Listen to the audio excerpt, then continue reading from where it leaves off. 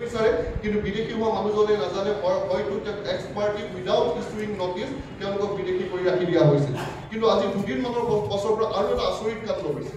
দুদিনমানৰ আগৰ পৰা আমি গম পালোঁ যে কিছু মানুহ যাৰ একো কেছ চেছ নাই, কোনোবা এখন ফেক্টৰীত কাম কৰি আছে, কোনোবাই এটা জেগাত হাজিৰা কৰি আছে, তাত পুলিচ পঠাই দিয়া হয় আৰু তেওঁলোকৰ আইডেণ্টিফিকেশ্যন বিচৰা হয় আৰু কোৱা হয় যে তেওঁলোকক উইদাউট ট্ৰায়েল যদি কাগজ পত্ৰ দেখাব নোৱাৰে বাংলাদেশ পঠাই দিয়া হ'ব। এনেধৰণৰ যি এটা বিভীষিকাময় পৰিৱেশ এটা সমগ্ৰ অসমত এটা সৃষ্টি কৰিছে, সেইটো সাংঘাতিক।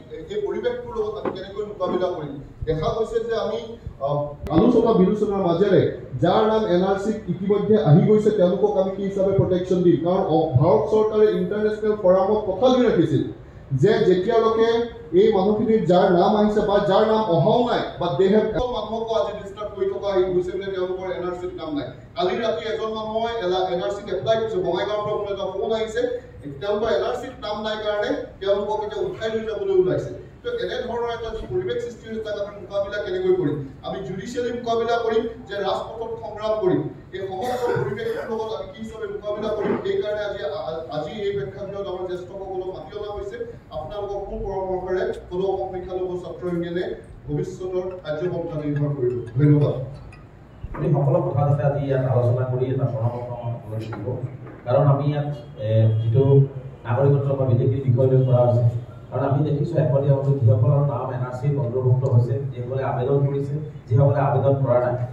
2019 চনৰ ফৰেইন এফেয়াৰ্ছ মিনিষ্টাৰৰ নিজৰ কথা মতে তেওঁলোকে এওঁলোকক কোনো ডিষ্টাৰ্ব কৰিব নোৱাৰিব।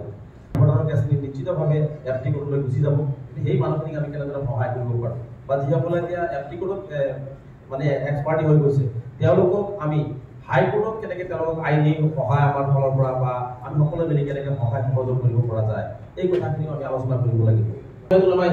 সভাপতি আছাদ মাদানী চাহাব আৰু অসম ষ্টেট জমিয়তৰ সভাপতি মৌলানা মুস্তাক আহমদ চাহাব ইতিমধ্যে আমাক কথা দিছে যে যিকোনো ধৰণৰ তেওঁলোকৰ যি সহায় লাগে সৰ্বভাৰতীয় পৰ্যায়ত যিখিনি সহায় লাগে, এই ধৰণৰ সহায় সহযোগিতা লাগে পদক্ষেপ ছাত্ৰ কথা পাতি তেওঁলোকে সকলো ধৰণৰ সহায় এই নিৰ্ভীক মানসিক কৰাৰ কাৰণে তেওঁলোকে ইতিমধ্যে আমাক কথা দিছে। তেওঁলোকৰ সভাপতি ইতিমধ্যে আমাৰ লগত কথা পাতিছে। যিসকলে এই কেছবিলাক লৈ আছে তেওঁলোকৰ হাতত কেনেকৈ দিব কৰি মানুহে সহায় কৰিব পাৰে তাৰ ওপৰত মই ভাবোঁ যে আমাৰ যিটো সংগঠনৰ বিভিন্ন সংগঠনৰ নেতৃবৰ্গ আহিছে তেওঁলোকক এই কথাখিনি কৈ দিলে তেওঁলোকে নিশ্চিত ফিল্ড গ্ৰাউণ্ডত কাম কৰিব পাৰিব।